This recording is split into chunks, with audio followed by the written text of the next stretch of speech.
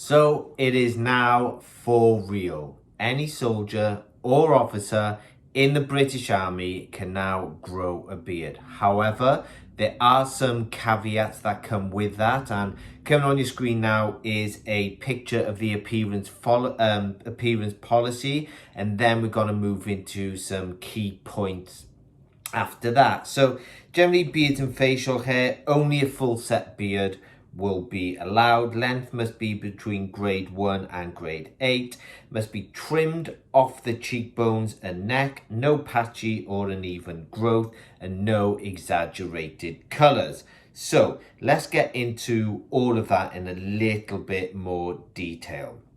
So what we got are the key points. So only a full set beard is permitted, which is to be neatly trimmed, especially at the neck and cheekbones.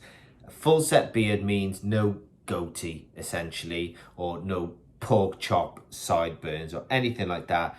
What is on that appearance policy picture, that is how you have to grow your beard between grade 1 and grade 8. Now, the growth time. So the growth time, the maximum period in which an individual expected to grow a sufficiently thorough full set beard is 2 weeks. Personnel are permitted to grow their beards whether or not they are on duty. Service personnel are not to enter back-to-back or sustained periods of growth time by shaving midway through or at the end of this period so as to reset the clock. So basically, you will need to tell your chain of command that you are going to grow a beard. You get 2 weeks. If they think that is not good enough, that what you're growing will not turn into a full set beard, then they will tell you to shave it off. Now, stubble. Stubble is only permitted within the 2-week growth period and is assessed as any beard length shorter than approximately grade 1. So your stubble is going to be lower than a grade 1 for a little while. That's absolutely fine as long as you're on your 2 weeks. After that point, then you are not to have any stubble. It should then be growing to a grade 1 or grade 8 length. Uneven growth and coverage. Uneven growth coverage is not acceptable. Whether a beard is uneven or patchy in growth or coverage will be within the judgment of your chain of command. So they will decide whether your beard is good enough after those 2 weeks. If not, you're shaving it off, you ain't growing one. Beard length, what I've talked about already, grade 1, 2.5 millimeters. Maximum is grade 8, 25.5 millimeters, so 2.5 centimeters. Your beard color. So now we got the beard color. If dyed or highlighted, the color is to be natural in shade. So you're not gonna have any of the big primary colors, and you're not gonna have crazy colors going all through your beard. It'll probably have to be natural in shade, probably the same as your hair color. Neck and cheek line. The outline of the beard is to be clearly defined, neat, and not of an exaggerated nature. Hair is to be moved from the throat and neck, so you're going to have to shave right the way up here, and also off the cheek line or cheekbones, essentially. So you're going to have to take it nice and square, a nice line down there. The chain of command must be notified before the service person begins to grow a beard.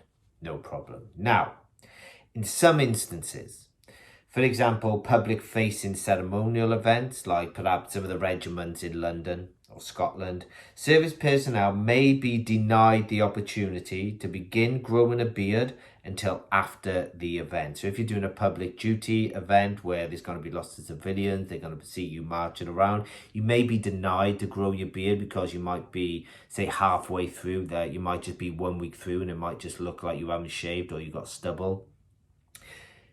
They will be told no. However, those already wearing a beard will not be required to shave. So if you're already past that 2 weeks, you started your beard and it looks pretty good, you will not be asked to shave if you're doing a public duties event. However, those that haven't started it, that want to start, who have a public duties within those 2 weeks, they can be told that, in fact, no, you are not allowed to grow a beard.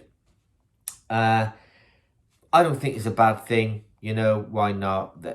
The only issue is then we just get mixed in now with the Navy and the RAF, but exactly the same as them, no different. Before, without having a beard, we stood out that we were the British Army.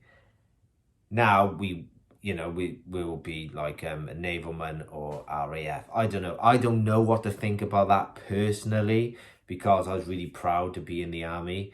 But that's just my current thoughts on the whole process. It's not a bad thing, but we are now going down the line of the Navy and the RAF, which is absolutely fine. I get that, but as a little bit of a traditionalist, I don't know where I stand with it, with regards to when you go on tour, etc.